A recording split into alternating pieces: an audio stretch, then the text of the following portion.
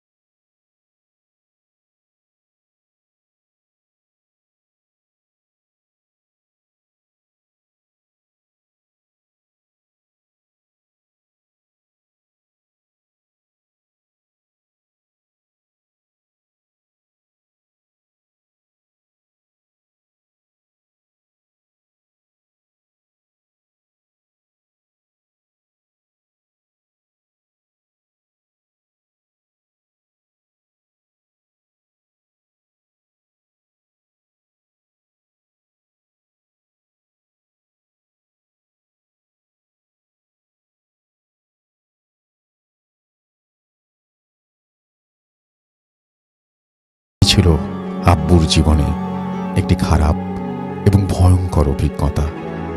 তারপরে তিনি তার অ্যাড্রেস শেয়ার করেছেন। ব্যাপারটা হচ্ছে যে আমি তারপরে জানতে চেয়েছিলাম আবারও ইমেল করে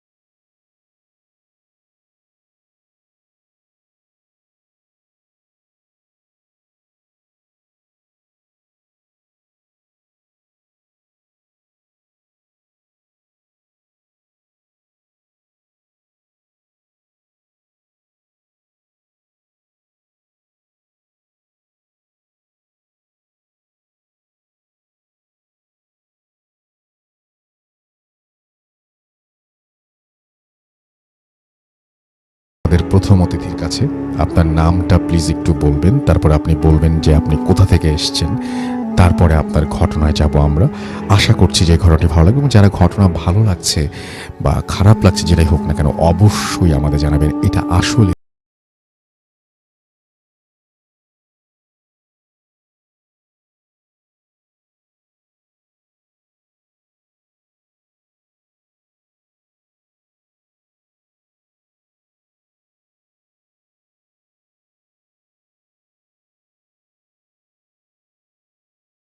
আসতে কোনো সমস্যা হয়নি তো না?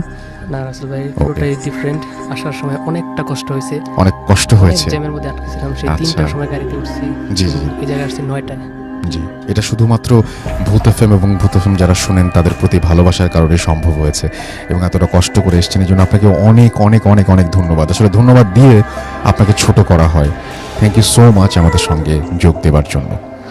ওকে রাসেল ভাই, আমি আমার ঘটনায় চলে যাচ্ছি। ঘটনাটা রাসেল ভাই আমার সাথে ঘটা কোনো ঘটনা না, এটা আমার এক ফ্রেন্ডের কাছ থেকে শোনা। তো এই ঘটনাটা তার ফ্রেন্ডের বাবার সাথেই ঘটে। জি, ঘটনাটা এরকম, ওনার বাবা ছিলেন ওদের যে এলাকা, ওই এলাকার একজন ইমাম। ওদের পাড়ার যে মসজিদ, সেই মসজিদের তিনি ইমামতি করতেন। আর যেটা সবচেয়ে বড় কথা সেটা হচ্ছে রাসেল ভাই, ওদের এলাকার যদি কোনো লোক মারা যেত তো সেই লোকগুলোর মানে জানাজার নামাজ, দাফন কাফনের ব্যবস্থা, গোসলের কাজটা উনিই করতেন। তো একটা ছেলে ছিল ওই এলাকার মধ্যে, সংগত কারণে আমি নামটা বলছি না।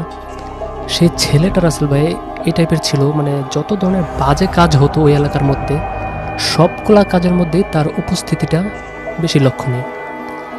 তো যাই হোক, কি একটা কারণে ওই ছেলেটাকে কিছু লোকজন মিলে কে বা কারা ওকে মার্ডার করে। মার্ডার করার পরে রাসেল ভাই যে ইমামের কথা বলছিলাম সেই ইমাম সে খবরটা পায় এবং মার্ডার করার পরে সেই লাশটাকে রাসেল ভাই গলার মধ্যে রশি দিয়ে একটা গাছের সাথে ঝোলানো হয়। তো সেই লাশটাকে তার পরিবারের লোকজন সেই গাছের মধ্যেই প্রথম দেখে, তো সেখান থেকে নিয়ে আসে। লাশটা পোস্টমর্টম করা হয়, তো সেখান থেকে আবার নিয়ে আসা হয়। তো সেই হুজুরটা যায় ওদের বাড়িতে। যাওয়ার পরে হুজুরটা লাশটা দেখলো, দেখার পরে তো জানাজার টাইম ফিক্সড করার জন্য ওদেরকে বললো। তো ওর ফ্যামিলির যারা ছিলেন গার্ডিয়ান, তারা রাতে 10টার সময় টাইমটা ফিক্সড করেন, কারণ ওদের অনেক আত্মীয় স্বজন ছিল যারা মানে ওদের এলাকার বাইরে থাকতো, অনেক দূরে। তো তারা আসতে গেলে রাসেল ভাই বেসিক্যালি অনেকটা টাইম লাগবে এরকম। তো সেজন্য তারা রাতে 10টার সময় জানাজার নামাজটা ফিক্সড করে। তো যাই হোক, হুজুরটা বললো এক সময় ওর বাবাকে, যে মারা গেছে ওর বাবাকে বললো যে ভাই দেখেন টাইমটা তো আসলে বিকেল হয়ে গেছে, তো আমরা মনে করি যে লাশটাকে গোসল করানোটা এই টাইমটাতে বেটার। তো বললো যে ঠিক আছে, আপনারা যা ভালো মনে করেন সেটাই করেন। তো ওকে গোসল করানোর জন্য আসলে নিয়ে যাওয়া হয়, সব প্রসিডিউর মেনটেন করে গোসল করানো শুরু করে দেয় ওরা। তো ওই হুজুরের সাথে সম্ভবত আরও 2জন লোক ছিলেন গোসল জি। করানোর কাজে, মানে সাহায্য করার জন্য। তো গোসল করানোর সময় রাসেল ভাই যেটা ওই হুজুরের সাথে থাকা একটা লোক ফিল করে যে লাশটা নাকি একটু নাড়াচাড়া করে ওঠে। ওরে বাবা। তো হুজুরকে বললো, হুজুর আমি একটা বিষয় খেয়াল করছি, যেটা হচ্ছে লাশটাকে যখন আপনি কাত করে শোয়ালেন তখন লাশটা অটোমেটিক্যালি হুম। চিত হয়ে শুয়ে গেছে। তো হুজুর বিষয়টা খেয়াল করছে কিনা বলতে পারবো না। তো হুজুর ওদেরকে মানে একটু অন্য ইঙ্গিতে বোঝালো যে দেখো এটা আসলে কিছুই না, হুম। এরকম অনেক সময় হয়, আচ্ছা। তো তোমরা এটাকে তেমন পাত্তা দিও না। সিরিয়াস ভাবে কিছু নিও না, পাত্তা দিও না। হুম হুম। তো ওরা ঠিক আছে নর্মালি আবার কাজ করতে শুরু করলো।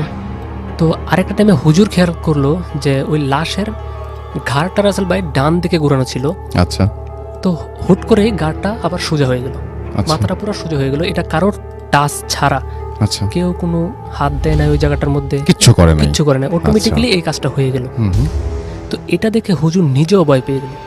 তো হুজুর বললো যে দেখো আসলে এটা সামথিং স্ট্রং, তো আমরা যত তাড়াতাড়ি সম্ভব লাশটাকে গোসল করানোর কাজটা শেষ করে ফেলি। তো তাড়াহুড়া করে কাজটা শেষ করার পরে রাসূল ভাই ওদের যে ছিল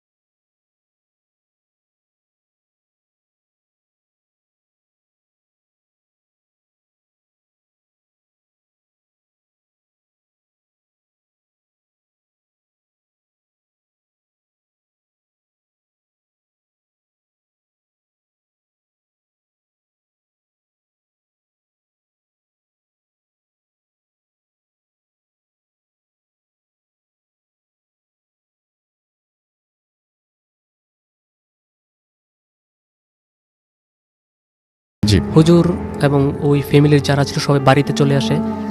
চলে আসার পরে হুজুর ওই ছেলের বাবাকে বললো যে ভাই আমি তো চলে যাব, তো আমি আজকের মতো চলে যাই, আপনারা কান্নাকাটি করেন না, যেটা হবার সেটা হয়ে গেছে।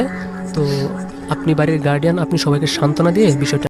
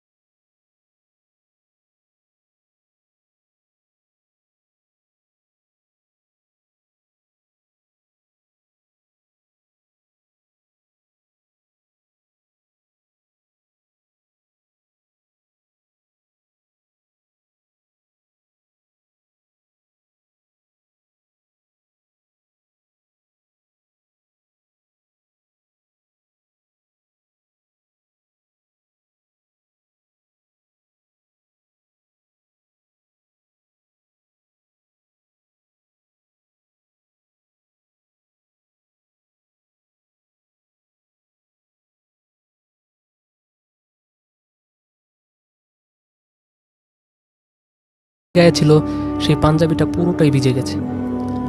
তো তারপর যেটা তিনি খেয়াল করলেন, তিনি উপরের দিকে তাকাতেই দেখেন যে যেই ছেলেটাকে তিনি দাফন করেছেন কিছুক্ষণ আগে, সেই ছেলেটার লাশটাই ওর উপরে ঝুলে আছে।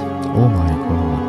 আর সবচাইতে বড় বিষয় যেটা রাসেল ভাই, ওর বুকের মধ্যে যে পানি পড়ছিল, সেই পানিটা হচ্ছে সেই লাশের শরীর থেকে তার বুকের উপর পানিগুলো পড়ছিল। আর এত পরিমাণে পানি পড়ে রাসেল ভাই, যেটাতে ওর পাঞ্জাবি ভিজে যায়, বিছানাটাও কিছুটা ভিজে যায়। তো এটা দেখে সে এত ভয় পাইছিল, মানে তার পুরো শরীরটাই ফ্রিজ হয়ে গেছে। সে কোনোভাবেই নাড়াচাড়া করতে পারতেছিল না, কোনো মুভমেন্ট ওর মধ্যে নাই। শুধু তিনি ভয়ে ভিতরে ভিতরে মানে ভয় পাচ্ছিলেন, কোনো নাড়াচাড়া করতে।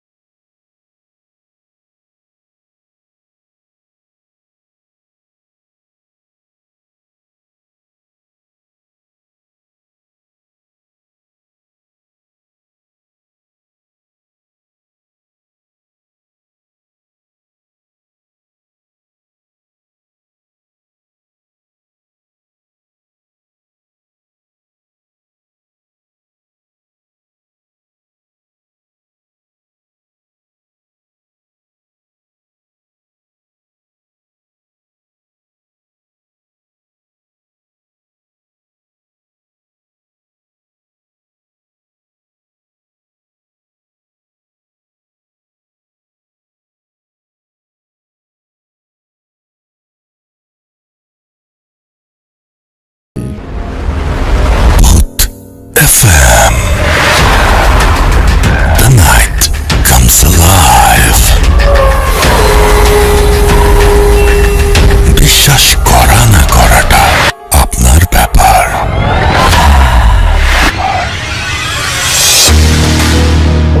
Welcome back, you listening to radio ফুটতের ফ্যাম। আমি রাসেল আছি সাথে, এবং ঘড়িতে সময় রাত 11:29। আর এই মুহূর্তে আমার কাছে যারা লিখেছেন, আমি প্রথমে টুইটার দিয়ে শুরু করছি। আহমেদ হোসেন বায়েজিদ লিখেছেন যে so nice of you Russell ভাই। আহমেদের সাথে আছেন দেখতে পাচ্ছি। MRH নীরব লিখেছেন মিস ইউ আলিফ ভাই, ইমেলটা এবং সেকেন্ড স্টোরিটা ভালো ছিল। এমনি রাফি আহমেদ আমাদের লিখেছেন যে আমি আছি রাফি আহমেদ সিরাজগঞ্জ থেকে, আমাদের সঙ্গে আছেন আহমেদ হোসেন বায়েজিদ, আলহামদুলিল্লাহ খুব ভালো লাগছে। আমাদের সঙ্গে আছেন তারেক ইসলাম নারায়ণপাড়া নাটোর থেকে, এবং তিনি লিখেছেন যে থাকবো শেষ পর্যন্ত। ইমরান হুসাইন আছেন, প্রথম ঘটনাটা দারুণ ছিল, মিরপুর 6 থেকে তিনি শুনছেন। আমাদের টুইটারে আমি বলে দিই যে আমাদের রাসেল ভূত FM দিলে কিন্তু আপনি এই পেজটা পেয়ে যাবেন। আর শারিয়া শোভন লিখেছেন গুরুদাসপুর নাটোর থেকে শুনছেন তিনি, এবং তিনি 8 বছর ধরে শুনছেন, এবং লিখেছেন যে লাভ ইউ রাসেল ভাই। আমাদের সাথে তারেক ইসলাম আছেন, এবং আমাদের সঙ্গে আছেন দেখতে পাচ্ছি এছাড়াও MD মুজাহিদ, এবং তিনি প্রথম স্টোরিটা ভয়ের ছিল। আমাদের সঙ্গে আছেন হাসান মাহমুদ, অ্যাপ দিয়ে শুনছেন। SR রাজ আমাদের সঙ্গে আছেন, তিনি প্রথম স্টোরিটা, তারপরে অনেকগুলো ডট, তারপরে লিখেছেন ভয়ঙ্কর পরিস্থিতি। আমাদের সঙ্গে আছেন TR নিলয়, এবং তিনি লিখেছেন যে গত রোজার ঈদে কোনো স্পেশাল এপিসোড হয়নি কেন। আচ্ছা, এবার নিশ্চয়ই হবে। আমাদের সাথে আছেন দেখতে পাচ্ছি SS বীর, এবং রুমে লাইট অফ করে তিনি শুনছেন। এমনি নাইম রেজা আমাদের সাথে আছেন, প্রথম অতিথির ঘটনাটা খুবই অদ্ভুত এবং ভয়ের ছিল। আমাদের সঙ্গে আছেন রাফি আহমেদ, এবং তিনি লিখেছেন যে রুবেল ভাইয়ের ঘটনাটা খুব ভালো। আমাদের সাথে আছেন MD আরিফুর রহমান, পাশে আছি। আমাদের সাথে আছেন দেখতে পাচ্ছি MD জাহিদুল ইসলাম, এবং তিনি বলছেন আমি আছি সঙ্গে শুনছি, নওগাঁ থেকে শুনছেন তিনি। আমাদের সঙ্গে এছাড়াও আছেন আবেদিন জয়, 7 দিন অপেক্ষা করে থাকি ভূত FM-এর প্রিয় অনুষ্ঠান শোনার জন্য। ভূত FM-এর আমাকে এবং মাসুম ভাইকে সবাইকে তিনি ধন্যবাদ জানিয়েছেন, শুভকামনা জানিয়েছেন, ভালোবাসা জানিয়েছেন। Thank you so much. আমাদের সঙ্গে আছেন দেখতে পাচ্ছি MD মুজাহিদ, আমাদের সঙ্গে আছেন আরও অনেকেই। থ্যাংক ইউ সো মাচ আপনারা যারা সঙ্গে আছেন, এবং আমাদের যে ফেসবুক পেজ রয়েছে সেখানে অনেকে আছেন, যেমন বি পজিটিভ আছেন আমাদের সাথে, এবং তিনি আছেন আই লাভ ভূত FM। কাজী মাজহারুল ইসলাম লিখেছেন স্টোরি 2টা অসাধারণ ছিল। আমাদের সঙ্গে আছেন ইনকমপ্লিট পার্থ, লিখেছেন লাভ ভূত FM। মাইশা মারিয়ম আমাদের সাথে আছেন, এবং তিনি বলছেন যে I am happy to have ভূত FM। আচ্ছা, তিনি লিখেছেন যে তিনি এটা অনেক প্রশংসা করেছেন, থ্যাংক ইউ সো মাচ। বাঁধন কুমার আমাদের সঙ্গে আছেন দেখতে পাচ্ছি তানজিল তামিম, এছাড়াও HM তাহসান শিহাব আমাদের সাথে আছেন দেখতে পাচ্ছি তানজিব ফারাবি, এছাড়াও শাফায়াত হুসাইন আমাদের সঙ্গে আছেন MD মুস্তাক আহমেদ, অচিন্ত অঙ্কুর আমাদের সঙ্গে আছেন, MD নাহিদ আমাদের সাথে আছেন, এবং সেকেন্ড স্টোরিটা তার কাছে অতটা ভালো লাগেনি, বিশ্বাসযোগ্য মনে হয়নি, সেটা তিনি লিখেছেন। আমাদের সঙ্গে আছেন দেখতে পাচ্ছি RJ জাহিদ হাসান আছেন, আমাদের সঙ্গে দেখতে পাচ্ছি তাজুল ইসলাম ব্রাহ্মণবাড়িয়া থেকে শুনছেন তিনি, অপূর্ব হালদার আমাদের সঙ্গে আছেন, আমাদের সাথে আছেন ইমন খান হৃদয়, এছাড়াও আমাদের সঙ্গে আছেন দেখতে পাচ্ছি জোহান জুলায়ান, আমাদের সাথে আছেন দেখতে পাচ্ছি ফারজানা আক্তার মিম, এছাড়াও তমা সরকার আমাদের সাথে আছেন, অ্যাডেক্স জ্যাকসন আমাদের সাথে আছেন, রাজশাহী থেকে শুনছেন। আমাদের সাথে আছেন লোকমান হোসেন জনি, এছাড়াও প্রিন্স শহীদুল আমাদের সাথে আছেন, জিনাত আমাদের সাথে আছেন, এবং তিনি বলছেন যে নিয়মিত শুনি ঘটনা তিনি পাঠাতে চান, কিভাবে যোগাযোগ করবেন। দেখেন, আপনি এই পেজটার ঠিক ডান দিকে লেখা আছে সেন্ড ইমেল একটা বাটন, রাইট? এখান থেকে আপনি সরাসরি পাঠাতে পারেন, অথবা ভূত FM@radiofurti.fm এই অ্যাড্রেসে গিয়ে আপনি সরাসরি আমাদের লিখে পাঠাতে পারেন। আমাদের সাথে আছেন তানজিব ফারাবি, আমাদের সাথে আছেন দেখতে পাচ্ছি জিয়াউর রহমান সরকার, আমি কিন্তু ভূত FM-এর পেজে আছে এখন। প্রতীক ভট্টাচার্য আমাদের সঙ্গে আছেন, এবং সেকেন্ড স্টোরিটা তার কাছে অসাধারণ লেগেছে। কাজী মাজহারুল ইসলাম, 2টা স্টোরি তার কাছে অসাধারণ লেগেছে। আমাদের সঙ্গে আছেন দেখতে পাচ্ছি ইমন ইসলাম, কুমিল্লা আবিদপুর থেকে তিনি শুনছেন। আমাদের সাথে আছেন সুচিস্মিতা মেহরুবা, এবং লিসনিং ফ্রম শেরপুর, এবং তিনি ভূত FM-এর সাথে 5 বছর ধরে আছেন। আমাদের সাথে আছেন দেখতে পাচ্ছি রিফাত, শুনছেন তিনি। জাহিদ সান আমাদের সাথে আছেন দেখতে পাচ্ছি আরও অনেকে, শান্ত হুসাইন আমাদের সাথে আছেন দেখতে পাচ্ছি মাহিন, এছাড়াও হুমায়ুন আহমেদ হিমু আমাদের সাথে আছেন, বোরহান আহমেদ আমাদের সাথে আছেন দেখতে পাচ্ছি অরণ্য হৃদয়, এছাড়াও চন্দন আচার্য আমাদের সাথে আছেন, এবং আমাদের সাথে আছেন দেখতে পাচ্ছি এছাড়াও প্রিন্স আছেন আমাদের সাথে আরিফুল ইসলাম, এছাড়াও রাফসান ফাহিম আমাদের সাথে আছেন, এবং সবার কাছে মোটামুটি দুটো ঘটনাই ভালো লেগেছে এবং থ্যাংক ইউ ভেরি মাচ। আমরা আশা করব যে পরের ঘটনাগুলো আপনাদের কাছে ভালো লাগবে। আমরা চলে যাব আমাদের দ্বিতীয় অতিথির কাছে দ্বিতীয় ঘটনা শুনতে, এবং আশা করছি যে এই ঘটনাটা আপনাদের ভালো লাগবে। আপনার নামটা প্লিজ একটু বলবেন, কোথা থেকে এসেছেন সেটা আপনি বলবেন, এবং তারপর আপনার ঘটনা শেয়ার করবেন প্লিজ। আসসালামু আলাইকুম রাসেল ভাই। ওয়ালাইকুম সালাম। আমি মোহাম্মদ সাব্বির হোসেন টিপু, আমি ঢাকার খিলগাঁও থেকে এসেছি। ওকে, আপনার ঘটনায় চলে যাই। ভাই আমার ঘটনা তো দুইটা, আমি এখন কোনটা শেয়ার করব? আপনি প্রথমে আমাকে যেভাবে মানে প্রথমটা শেয়ার করেন। ও আচ্ছা, মানে আপনি তো দুটো ঘটনা আমাকে বলেছেন, জি জি, আপনি প্রথম যেটা বলেছেন সেটা আগে শেয়ার করতে পারেন, বা দ্বিতীয়টাও, এটা আপনার উপরে, আপনার পছন্দের ব্যাপার। ধন্যবাদ ভাইয়া। জি। আমার বাসার পাশে আক্তার নামে একজন ছেলে আছে আর কি। জি জি তো ঘটনাটা আসলে তার বাবার সাথে ঘটে যাওয়া একটি ঘটনা। জি। তো ঘটনাটা এইভাবে হচ্ছে, তাদের দেশের বাড়ি হচ্ছে রংপুর, রংপুরে পলাশবাড়ি, ওখানে তাদের বাসা আর কি। তো তার বাবা যখন মোটামুটি যখন যুবক বয়স ছিল, তখন তার বাবার বন্ধুদের সাথে সাথে তারা একদিন তাদের গ্রামের বাড়িতে এক জায়গায় তারা ঘুরতে যায়। তো ওইখানে তিনি একজন কবিরাজকে দেখেন, যিনি মোটামুটি ব্ল্যাক ম্যাজিক করে। তো ওগুলো দেখার পর তার কাছে ওই ব্ল্যাক ম্যাজিকের ব্যাপারগুলো কোনো এক কারণে ভালো লেগে যায় আর কি। তো তার কয়েকদিন পর উনি ওই কবিরাজের কাছে যান, গিয়ে বলেন যে আসলে আমি আপনার কাছ থেকে এগুলো শিখতে চাই। তো উনি ওই কবিরাজ বলছিলেন যে আসলে দেখো, এগুলো তো আসলে খুব ভালো বিষয় না, তোমার পক্ষে আসলে এগুলো শেখা সম্ভব হবে না, কারণ তুমি কতটুকু সাহসী বা কি, আসলে তুমি এগুলো ছেড়ে দাও, তুমি এগুলো চিন্তা মাথা থেকে বাদ দিয়ে দাও। কিন্তু আসলে তার মাথার মধ্যে জিনিসটা খুব ভালোভাবে বসে গিয়েছিল আর কি। তো সে প্রায় দেখা যাচ্ছে 2 দিন 1 দিন পরপরই সে ওই কবিরাজের কাছে বারে সে যেত, তাকে বলতো যে আপনি আমাকে প্লিজ একটু শিখান, বা অনেক তাকে বিরক্ত করতো আর কি। তো একটা পর্যায়ে ওই কবিরাজ তার বিরক্তিতে সহ্য করতে না পারে এখন তাকে বল, ঠিক আছে আমি তোমাকে শিখাতে পারি, কিন্তু একটা শর্ত আছে। সেটা হচ্ছে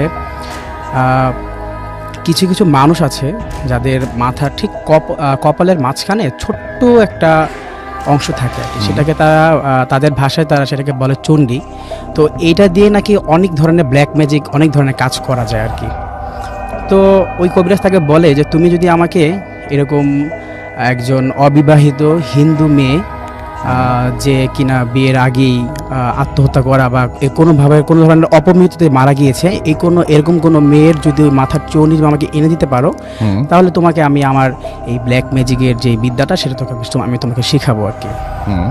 তো বলছে ঠিক আছে, আমি আপনার শর্তে রাজি আছি, কিন্তু আমি কিভাবে জানবো আসলে কোথা থেকে আনবো? পরে বললো যে কবিরাজ বলছে যে সমস্যা নেই, আমি তোমাকে বলে দিব কি মানে কবে কোথায় তুমি এটা কোথায় পাবা আর কি।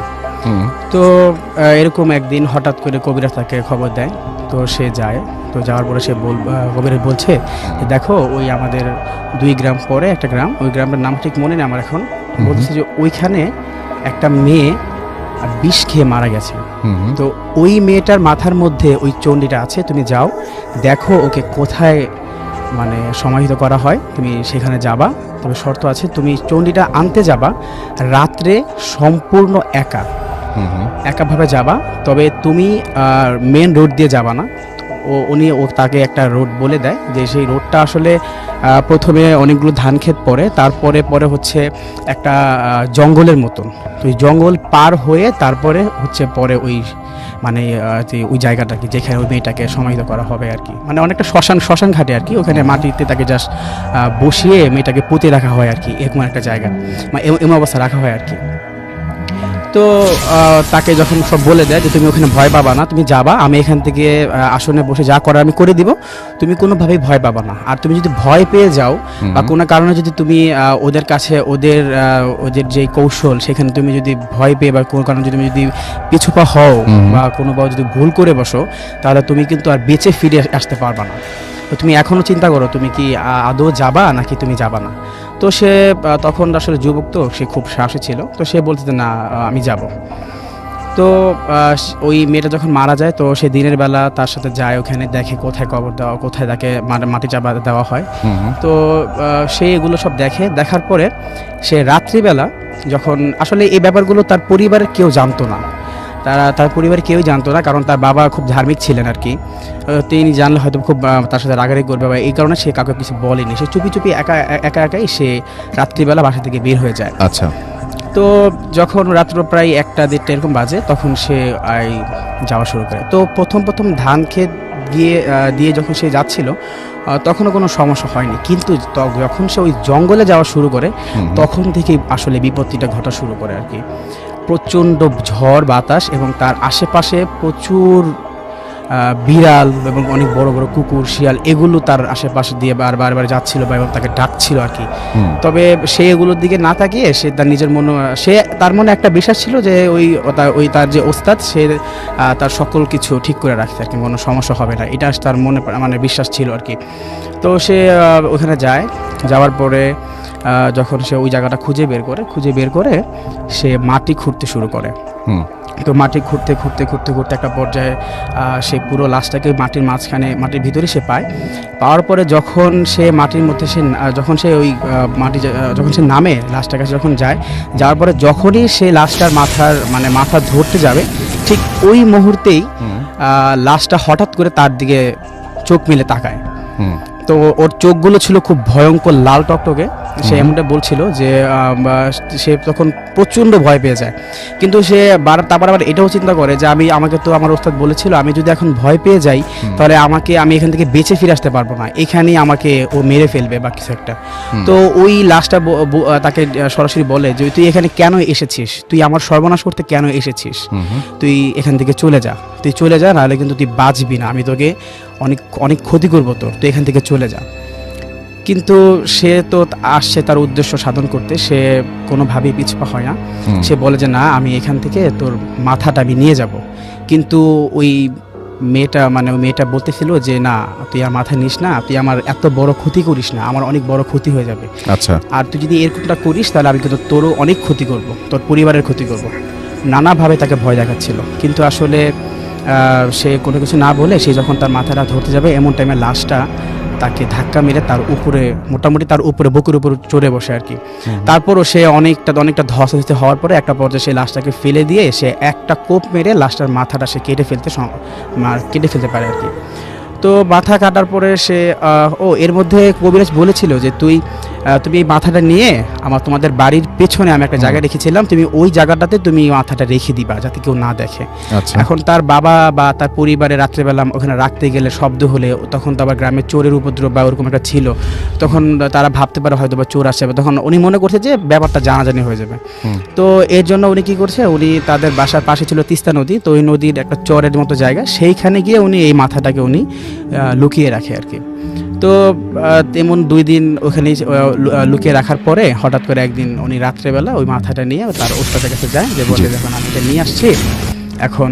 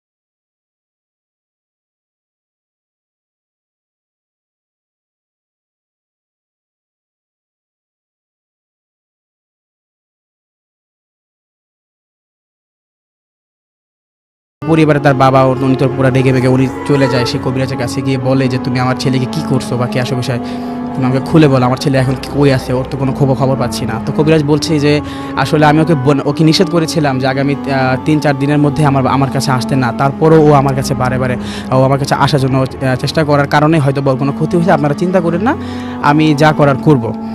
তো ওনারা বাসায় চলে আসে। তো রাত্র প্রায় 1টা বা 12টা 12:30টার দিকে ওনার মা মানে বাসার থেকে একটু বের হয়, হয়তো মানে ওনার কোনো একটা কাজে বের হয়।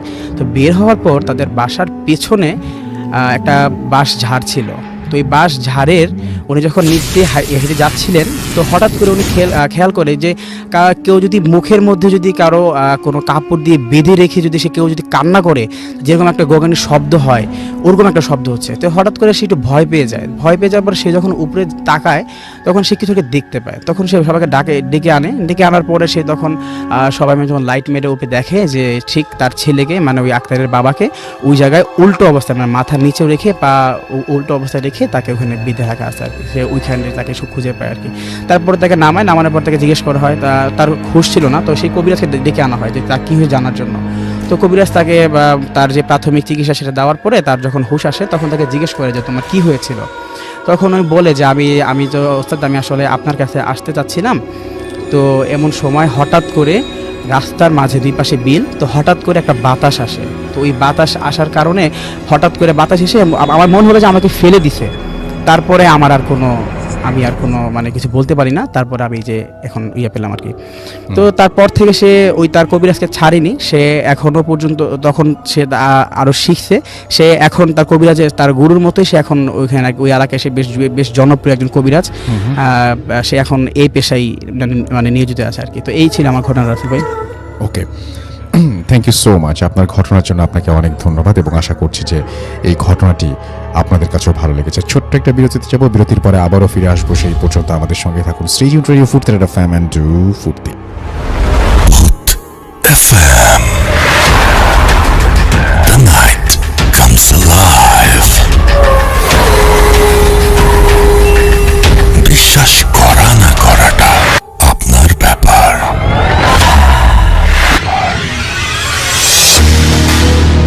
অফকোর্স, বিশ্বাস করা বা না করাটা আপনার ব্যাপার। ইউর লিসনিং টু রেডিও ফুর্তি, রাস্তার আছি সাথে, এবং চলছে এই মুহূর্তে ভূত এফএম, আপনারা সবাই জানি। এবং এই মুহূর্তে আমাদের সঙ্গে আরও একজন অতিথি, অর্থাৎ প্রথম অতিথি আবারও আছেন, তার একটা ঘটনা নিয়ে। তার ঘটনাটা আমরা শুনে আসবো।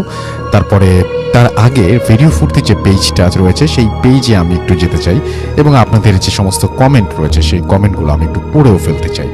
শেখ আজহার রাফি আমাদের সাথে আছেন দেখতে পাচ্ছি সানভি আহমেদ মাসুদ। এছাড়াও আছেন আমাদের সাথে এক্সেপশনাল বয় তুষার, 8 বছর ধরে তিনি ভূত এফএম শুনছেন। মনতোষ মণ্ডল আমাদের সাথে খুলনা থেকে আছেন। আমাদের সাথে আছেন তানজিমুল ইসলাম। এছাড়াও সঞ্জিত মোহাম্মদ তানজিল আমাদের সাথে আছেন। রিফাত বিন হাবিব আমাদের সাথে আছেন। নুসরাত জাহান মিম আমাদের সাথে আছেন, মিরপুর 10 থেকে শুনছেন। মেহেদি হাসান অপু আমাদের সাথে আছেন। আমাদের সাথে আছেন সুরাইয়া আফরিন, সাতক্ষীরা থেকে শুনছেন। ইমরান হোসেন পলাশ আজ লিখেছেন অনেক অসুস্থ, তারপরেও তিনি শুনছেন, আপনার সুস্থতা কামনা করি। মোহাম্মদ জাবের আমাদের সাথে আছেন এবং তিনি লিখেছেন আই লাভ ভূত এফএম। নাদিম মাহমুদ নাইম আমাদের সাথে আছেন মুন্সিগঞ্জ থেকে। সাকিব মৃধা সৈকত আমাদের সাথে আছেন। মেহেদি হাসান অপু আমাদের সাথে আছেন। রঙিন স্বপ্ন আমাদের সাথে আছেন দেখতে পাচ্ছি। মাহফুজ এবং সাইফুল ইসলাম আছেন আমার সাথে, এবং তিনি আছেন হচ্ছে ইরান থেকে, তিনি শুনছেন, রাইট? আচ্ছা, এবং সেখানে তার অনেক ঘটনা রয়েছে। সেই ঘটনাগুলো তিনি আমাদেরকে জানাতে চান। ডেফিনেটলি আপনি জানাতে পারেন আমাদেরকে, এবং আমাদের ইমেল অ্যাড্রেস হচ্ছে ভূতফম@radiofurti.fm। অপরাজিতা সাজ আমাদের সাথে আছেন। ঘটনাগুলো ভালোই লাগছে, তিনি এবং তার ভাইয়া খুলনা থেকে শুনছেন। মুজাহিদ হোসেন আমাদের সাথে আছেন। ভাইয়া গল্পগুলো আজকে দারুণ লাগছে। আমাদের সাথে আছেন দেখতে পাচ্ছি সাদি ফাহিম, সিলেট থেকে শুনছেন। আবদুল্লাহ শৈশব আমাদের সাথে আছেন। গল্পটা অপূর্ব। আমাদের সাথে আছেন সাজনিয়ান সুরভি। রাশেদ আমাদের সাথে আছেন। এমবি রাইসুল ইসলাম আমাদের সাথে আছেন। ভাই ব্ল্যাক ম্যাজিকের ঘটনাটা তিনি বলছেন যে এটা তিনি আগে শুনেছেন। ওকে, আমাদের সাথে আছেন দেখতে পাচ্ছি নাহিদুল আহমেদ তানভীর, আমাদের যিনি ব্ল্যাক ম্যাজিকের ঘটনা বললেন, তিনি নিশ্চয়ই এটার উত্তর জানেন এবং তিনি সেটা বলবেন আশা করি।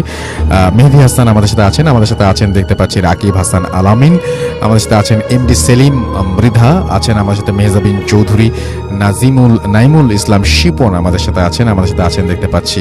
এছাড়াও আরও অনেকে। থ্যাংক ইউ ভেরি মাচ আমাদের সঙ্গে থাকার জন্য। আমরা চলে যাব আমাদের পরবর্তী অতিথির কাছে। আপনার নামটা প্লিজ একটু বলবেন, কোথা থেকে এসেছেন আরও একবার বলবেন, যেহেতু আমাদের কাউকে দেখা যাচ্ছে না। তারপরে আপনার ঘটনায় যাব। জি, থ্যাংক ইউ রাসেল ভাই। আমি শাকিল আহমেদ রুবেল, আমি আসছি ময়মনসিংহ থেকে। জি, তো এখন আমি যে ঘটনাটা শেয়ার করব সেটা কুড়িগ্রামের একটা ঘটনা। জি। সেটাও আমি আমার সংগৃহীত একটা ঘটনা জি। ফ্রেন্ডের মাধ্যমে জানতে পারি। হুম হুম। আমরা জানি সবাই কুড়িগ্রাম নিচু একটা এলাকা। তো ওই এলাকাতে মানে 2-3 দিন বৃষ্টি হলেই দেখা গেছে যে ওই এলাকাটা আসলে অধিকাংশটা পানির নিচে পড়ে যায় আচ্ছা। এরকম। তো যার ঘটনা আসলে ও ছিল একটা ছেলে, ওর বয়সটা ছিল 17 থেকে 18 বছর এরকম হবে। হুম হুম। তো ওই এলাকাতে যেটা ও পছন্দ করতো সেটা হচ্ছে বৃষ্টি পড়লে মাছ ধরাটা অনেক পছন্দ করতো। হুম হুম। তো একদিন বৃষ্টি হওয়ার পরে অনেক অংশই তাদের এলাকার পানির নিচে চলে যায়। তো সে যথারীতি মাছ মারার জন্য বেরিয়ে যায়।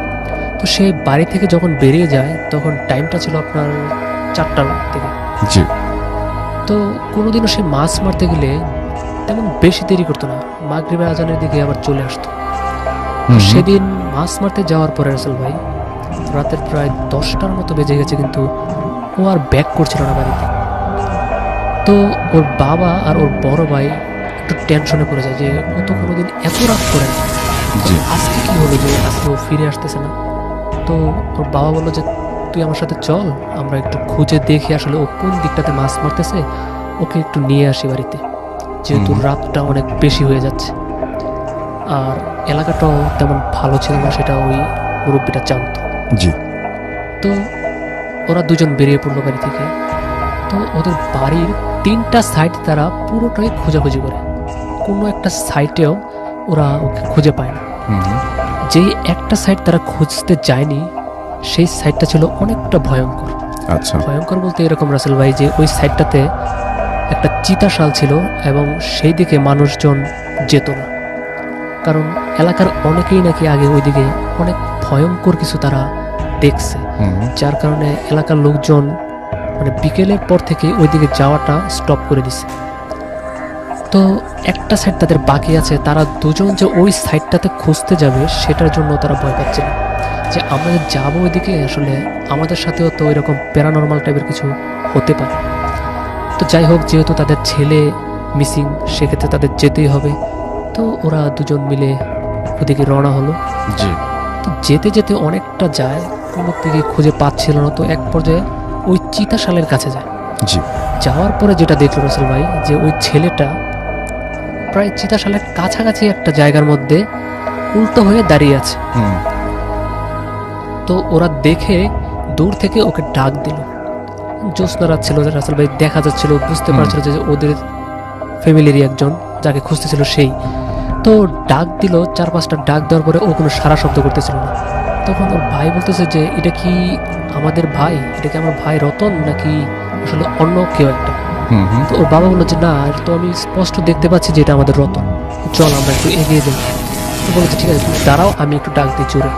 তো ও ওর বাবার চাইতে আরেকটু জোরে ডাক দিল, তারপরও কোনো ওই দিক থেকে কোনো সারা শব্দ আসছিল না। তো তারা দুজন এক পর্যায়ে পানিতে নেমে যায়। নেমে যাওয়ার পরে আস্তে আস্তে ওই ছেলের কাছে চলে যায়। যাওয়ার পরে দেখলো উল্টো হয়ে ওইদিকে ঘুরে দাঁড়িয়ে আছেন আর কিছু একটা খাচ্ছে বলে মনে হচ্ছে। তো ওরা ডাকতেছে কাছে, একদম কাছে দাঁড়িয়ে ডাকতেছে, তারপরে ও কোনো শব্দ করছিল না। তো যখন ওর গায়ে টাচ করলো তখন সে ঘুরে এদিকে তাকানোর পরে আসলে ওরা দুজন যেটা দেখলো সেটা আসলে একদমই মানে বিশ্বাস করার মতো না, হুম। কারণ কোনো মানুষের পক্ষে সম্ভব না যে কাঁচা মাছ চাবিয়ে খাওয়া। তো সেটা দেখলো যে তারা দেখলো যে ও মাছ খাচ্ছে। তো এটা দেখে ওর ভাইটা অনেক ভয় পেয়ে যায়, মানে চিৎকার দেবে এরকম একটা অবস্থা। তো ওর বাবা বললো তুই কোনো কথা বলিস না, তুই এটা আমি দেখতেছি। তো ও বললো যে বাবা এটা কি আমাদের রতন নাকি অন্য কেউ। তো বললো যে না, এটা আমাদের রতন, তুই ভয় পাস না, এটা আসলে এই জায়গাতে হতে পারে। তো কোনো কথা বলিস না, তুই ওকে আমার সাথে ধর, ওকে বাসায় নিয়ে যায়, তারপর অন্য কিছু বোঝা যাবে। তো ওরা দুজন ধরে ওই ছেলেটিকে বাসায় নিয়ে আসে। আনার পর থেকে রাসেল ভাই ওর পাগলামি বেড়ে যায়। ও কারোর সাথে ভালোভাবে কথা বলে না, গালিগালাজ শুরু করে দেয় সবাইকে, উল্টাপাল্টা কথা। আর যদি ওর কথার বিরুদ্ধে কেউ কথা বলে তো ওকে মারধর শুরু করে দেয়, এরকম অবস্থা। আচ্ছা। তো এরকম 2-3 দিন চলার পরে তো ওর গার্ডিয়ান যারা ছিল ওরা ভাবলো যে আসলে বিষয়টা তো নর্মাল না, তো এটার মানে আমাদের এই ঘটনার এগেনস্টে আমাদের কিছু না কিছু পদক্ষেপ নেওয়া দরকার। আচ্ছা। তো ওরা কি করলো, একটা কবিরাজ ডেকে আনলো। তো সেই কবিরাজটা যখন তার কবিরাজি শুরু করলো বাড়িতে এসে, এক পর্যায়ে সেই ছেলেটা অনেক ক্ষিপ্ত হয়ে যায় ওই কবিরাজের প্রতি। তো বললো যে তুই আমার কি কবিরাজি করবি, তুই তো আমার কিচ্ছুই করতে পারবি না। তো এরকম কথা বলতে শুরু করে দেয়। তো কবিরাজও ভয় পেয়ে যায় ওর মানে ব্যবহার দেখে। তো একটা পর্যায়ে কবিরাজ বললো যে ঠিক আছে, আমি দেখতেছি কি করা যায়। তো ও আবার ওর যে দোয়া টোয়া যেগুলো আছে সেগুলো পড়তে থাকে। তো এক পর্যায়ে সেই ছেলেটা লাফ দিয়ে উঠে সেই কবিরাজকে ধরে ধরে ওকে মারতে শুরু করে। তো কবিরাজকে মারতে শুরু করার পর কবিরাজ তো ভয় পেয়ে গেল। তো কবিরাজ চলে যায়, যে বললো এটা আসলে আমার দ্বারা সম্ভব না, আপনারা যদি পারেন অন্য কোনো কবিরাজকে ডেকে নিয়ে এসে এটা হুম। সলভ করেন, এটা আমার পক্ষে সম্ভব না। তো ওই কবিরাজটা চলে যায়। যাওয়ার পরে রাসেল ভাই যেটা শুরু হয়ে যায় আবার নতুন করে, সেটা হচ্ছে ওর মাছ খাওয়ার প্রতি বিশাল একটা আগ্রহ সৃষ্টি হয়। এবং ওদের বাড়িতে যদি কোনো মাছ নিয়ে আসতো কেউ, সেটা কিনে হোক বা যেখান থেকে আনা হোক, তো সেই মাছগুলো সে জোর করে নিয়ে কাঁচা খেয়ে ফেলতো এরকম। আর দেখা গেছে যে ওদের বাড়িটা যে জায়গায় ছিল সেই জায়গাতে ঘনবসতি ছিল, বাড়ির আশেপাশে আরও অনেকগুলো বাড়ি ছিল। তো যদি ওইসব বাড়িতেও কেউ মাছ নিয়ে আসতো সেটা অটোমেটিক্যালি সে জেনে যেত, যদিও কেউ তাকে বলতো না, তারপরও সে জেনে যেত যে ওই বাড়িতে মাছ নিয়ে আসছে, ও গন্ধ পেত এরকম। তো ওই বাড়িতে চলে যেত, যাওয়ার পরে ওই মাছগুলা ওখান থেকে নিয়ে আসতো, আনার পরে ও খেয়ে ফেলতো কাঁচা। তো যাদের কাছ থেকে মাছ নিয়ে আসতো ওরা আসলে বিষয়টা নিতে পারতেছিল না, যে আমি তো টাকা দিয়ে মাছ কিনতেছি, তো ও কেন এসে এইভাবে জোরাজুরি করে আমাদের মাছ নিয়ে যাবে, খেয়ে ফেলবে, এটা তো আসলে ঠিক না। এক পর্যায়ে ওদের আশেপাশে যারা ছিল সবাই ওর প্রতি অনেকটা বিরক্ত হয়ে গেল। আর যেটা বড় কথা রাসেল ভাই, যদি কেউ তাদেরকে মাছ না দিতে চাইতো ওই ছেলেটাকে, তো ও মারধর করতো, অনেক মারধর করে ওর কাছ থেকে মাছ নিয়ে আসতো। এরকম শুরু হয়ে যায়। তো এরকম ঘটনা 6-7 দিন চলার পরে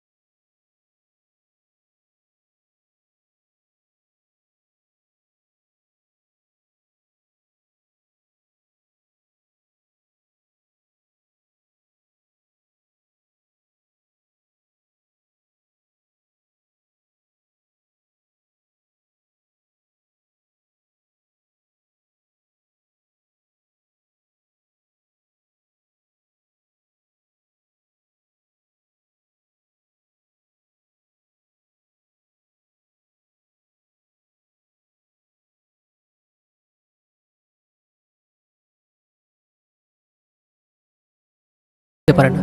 তো ওরকে ও মারধর শুরু করতে থাকে। আর সবচেয়ে বড় বিষয় হচ্ছে রাসেল ভাই, এখনও ঘটনাটা আমি যতটুকু শুনেছি যে এখনও কন্টিনিউ আছে, মাঝে মধ্যে এরকম তার ওই ব্যবহারগুলো এখনো লক্ষ্য করা যায়। তো আচ্ছা। এটার কোনো লাস্ট কোনো সলিউশন আজ পর্যন্ত তারা পায় নাই। হুম। একেবারে যে সুস্থ হয়ে যাবে এরকম কোনো কিছু তারা এখনো মানে পায় নাই সমাধান। ওকে, এটাই ছিল আমার দ্বিতীয় ঘটনা রাসেল ভাই। থ্যাংক ইউ সো মাচ আপনার ঘটনার জন্য। আপনাকে অনেক অনেক ধন্যবাদ এবং আশা করছি যে আপনাদের এই ঘটনা ভালো লেগেছে। কেমন লেগেছে সেটা অবশ্যই আমাদের ফেসবুকের মাধ্যমে বা টুইটারে বা যে কোনো জায়গায় হোক বা ইমেইল করে যেখানে হোক না কেন আমাদের জানিয়ে দিবেন। এখন চলে যাব আমাদের একটা ঘটনায়, যে ঘটনাটি পাঠিয়েছেন আমাকে আমাদেরই একজন লিসেনার, এবং সেটা একটা ইমেইল। আমি সেই ইমেইলটা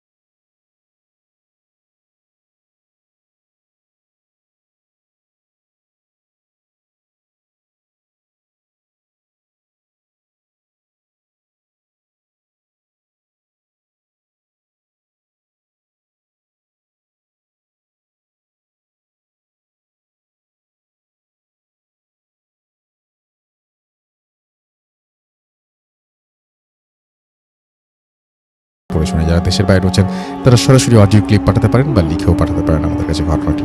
চলে যাচ্ছে আমাদের দ্বিতীয় অতিথির শেষ ঘটনাটি শোনার জন্য। ছোট্ট একটি ঘটনা শুনবো তার কাছ থেকে।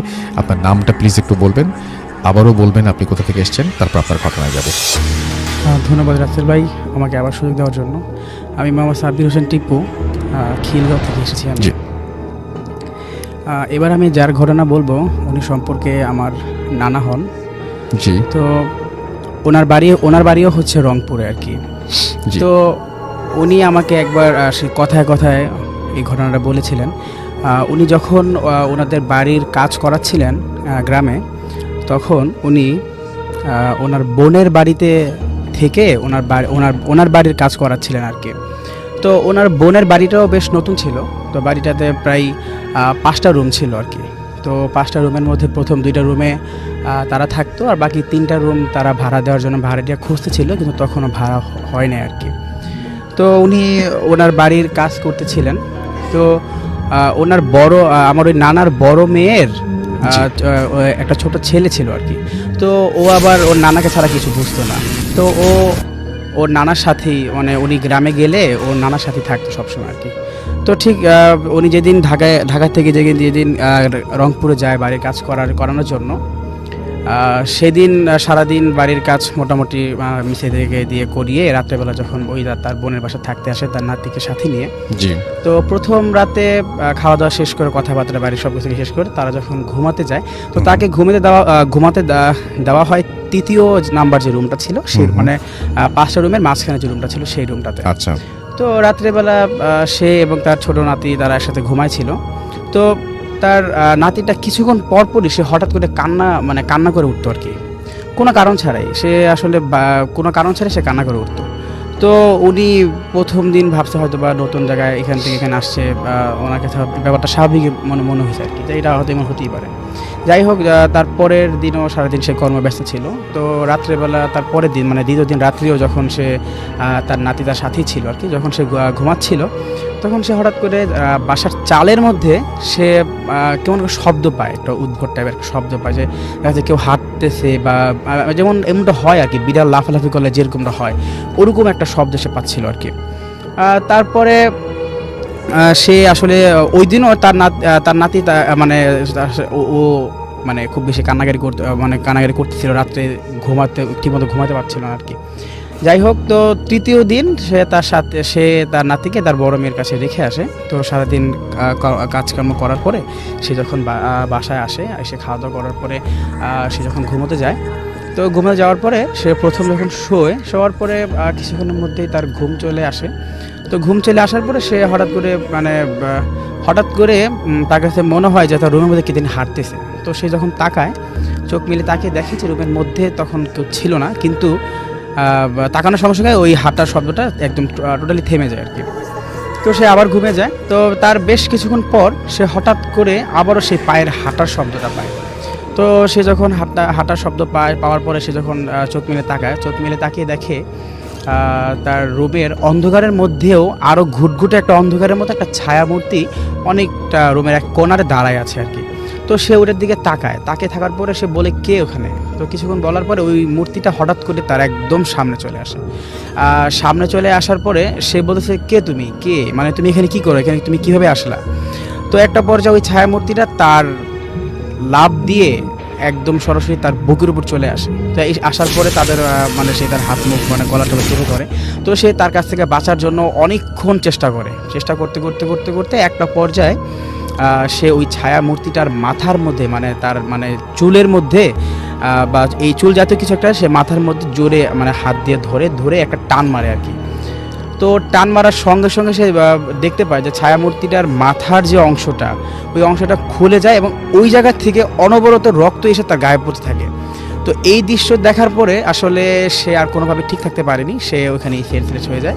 তো সকালে যখন তার ঘুম ভাঙে, দেখে তার পরিবারের, তার বোন, তারপরে ভাগ্নি ভাগ্নি সবাই এখানে ছিল। তার বলেছে তোমার কি হয়েছে, তখন সে বলে যে আসলে আমার সাথে তো এরকম ঘটনা ঘটে গেছে, এরকম আমার সাথে রাত্রে এরকম হয়েছে আর কি। তো সবাই যখন চলে যায় তখন তার বোন তার কাছে এসে বলে দেয়, আসলে ভাইয়া, আসলে এই বাড়িটা বানানোর পর থেকে আমিও যখন রাত্রেবেলা মাঝে মাঝে নামাজ পড়তে উঠি তখন এরকম সমস্যাগুলো আমাকেও ফেস করতে হয়। একদিন দেখি ওই রুমের মধ্যে মানুষ, একটা এরকম একটা ছায়ামূর্তি, বা আরেকদিন দেখি যে সাদা কাপড় পরা একটা মানুষ ওইখান থেকে বের হচ্ছে ওই রুমটা থেকে, আবার ওই রুমের মধ্যে শব্দ পাই। ইভেন আমাদের পুরো বাড়ির চালের মধ্যেও আমরা এই ধরনের শব্দ পাই আর কি। তো তারপরে আমার ওই নানাকে যখন তার বোন কথা বলে তখন সে বলে আসলে এইভাবে থাকলে তো সমস্যা, আজকে আমার সাথে হয়েছে, কাকে তোমার সাথে হতে পারে, বা আরও কোনো ভয়াবহ ঘটনা ঘটতে পারে। তো তখন তারা একজন কবিরাজ টাইপের ছিল, তাদের কাছে যখন যায়, গিয়ে বলে যে আসলে এই অবস্থা, তখন কবিরাজ বলে যে ঠিক আছে, আসলে আপনারা যান, আমি শনিবার দিনটা ছিল শনিবার দিন আমি সন্ধ্যার সময় আপনাদের এখানে যাব। তো ঠিক সেই কবিরাজ যায় ওখানে, যাওয়ার পরে সেই যখন পুরো বাড়িটা দেখার পরে তখন উনি বলে যে আসলে আপনাদের এই বাড়িটা অনেক আগে একটা শ্মশান ছিল আর কি। তো ওই জায়গায় শ্মশান থাকার পরে আপনারা এখন বাড়িটা করছেন ওই শ্মশানের উপরে। আসলে ওই জায়গার মধ্যে কিছু বাজে জিন ছিল বা এটা টাইপের ছিল, তারা এখান থেকে এখনও সরে নেয়, তারা এখনও এখানে আসা যাওয়া করে আর কি। তো ওই তারাই আপনাদেরকে ডিস্টার্ব করে, যেন আপনারা এই বাড়ি ছেড়ে চলে যান আর কি। তো তারপরে তারা অনেক চেষ্টা করার পরে এখনও ওই বাড়ির মধ্যে মাঝে মধ্যে ওই ঠিক 3 নাম্বার রুমটাতে এখনও তারা মাঝে মধ্যে পায়ে হাঁটার শব্দ পায়। কিন্তু আমার ওই নানার উপর ওই আক্রমণ হওয়ার পর থেকে এই পর্যন্ত আর কোনো সমস্যা আজ পর্যন্ত কারোর সাথে হয়নি। কিন্তু তারা ওই তাদের থাকার যেই অস্তিত্বটা সেটা তারা এখনও দেখতে পায় আর কি ওই রুমটার মধ্যে। ধন্যবাদ রাসেল ভাই। Thank you so much. Thank you আপনার ঘটনার জন্য আপনাকে অনেক ধন্যবাদ। আমরা চলে যাবো একটা ছোট্ট বিরতিতে, ফিরে আসবো এখনই। সেই পর্যন্ত আমাদের সঙ্গে থাকুন। স্টে টিউনড রেডিও ফুর্তি এফএম এন্ড ডু ফুর্তি। 160cc শক্তিশালী ইঞ্জিন নিয়ে রিয়েল রেড আর রকিং হর্নেট এখন পাওয়া যাচ্ছে 1,89,800 টাকায়। আজই চলে আসুন আপনার নিকটস্থ হন্ডা শোরুমে। স্পোর্টি ডিজাইন ও ডিজিটাল অ্যানালগ মিটারের সাথে এবার শাইন করো নতুন স্টাইলে।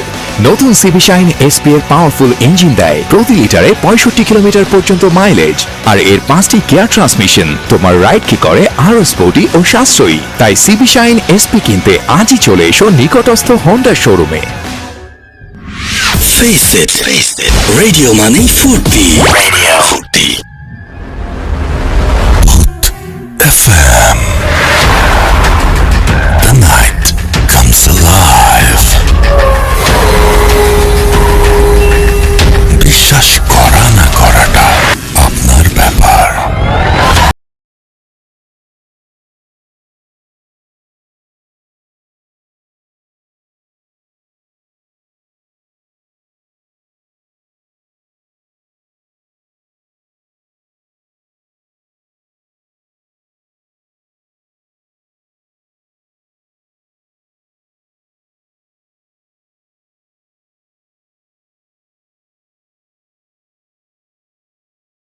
সাথে তারা কি বলছেন এবং আজ তারা একটু বলি যে আমাদের যারা দেশের বাইরে থেকে শুনছেন তারা কিন্তু ইনবক্স করতে পারেন, যে একটু সময় দিবেন যারা দেশ থেকে শুনছেন তারা, যে তারা যেন তাদের কথা জানাতে চান, যেহেতু জানাতে পারেন, যেহেতু তারা অনেক দূর থেকে শুনছেন এবং তাদের সুযোগটাও একটু কম দেশের সাথে যোগাযোগ করার।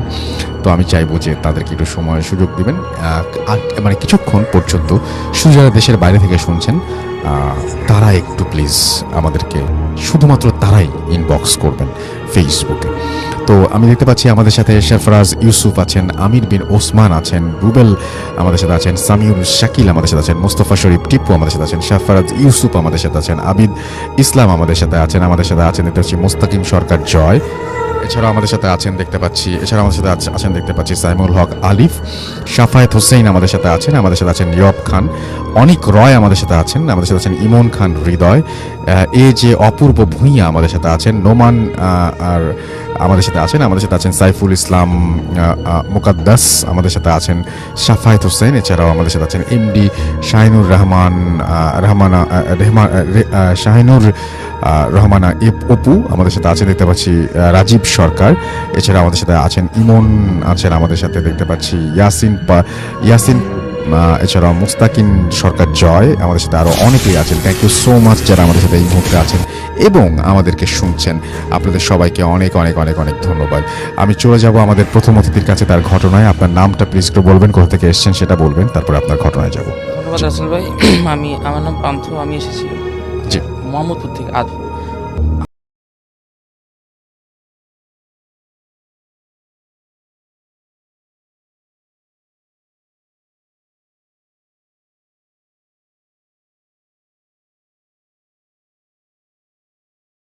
তখন আমি ইন্টার ফার্স্ট মানে সেকেন্ড ইয়ারে পড়ি তখন। তো ফ্যামিলি তখন আমাকে মানে আমার বিয়েটা মেনে নেয় নাই। তারপর আমরা আলাদা থাকার জন্য ডিসিশন নিই, আমি আর আমার ওয়াইফ মিলে। তো গ্রামে একটা ছোট্ট বাসা ভাড়া করি। তারপর ওই মূলত ঘটনাটা ওখান থেকে শুরু হয়।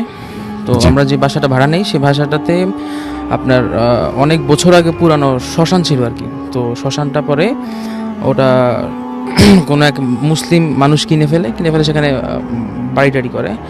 তো তারপর আমি আনফর্চুনেটলি ওই বাড়িটাই ভাড়াতে উঠি। ওঠার পর প্রথম কয়েকদিন খুব ভালোই ছিলাম, আমাদের কোনো সমস্যা হয় নাই। তো কিছুদিন যাওয়ার পর এক মাস যাওয়ার পরে আমার ওয়াইফের একটা মানে সমস্যা শুরু হয়েছে, সেটা নাকি তার আগে থেকেই ছিল। তো সে আমাকে বললো তার সমস্যাটা কথা, যে তার মাঝে মাঝে একটু প্রবলেম হয়, ভৌতিক সমস্যাটার কথা বললো। সে আমাকে ডিটেলস বলে নাই, আমি এসব বিষয়ে খুব ভয় পাইতাম। তারপর আমিও তার কাছে শোনার জন্য বেশি ইন্টারেস্টেড ছিলাম না। তো একদিন তার মেয়েদের যে বেসিক্যালি যে সমস্যাটা হয় আর কি, পিরিয়ড বলে মেবি।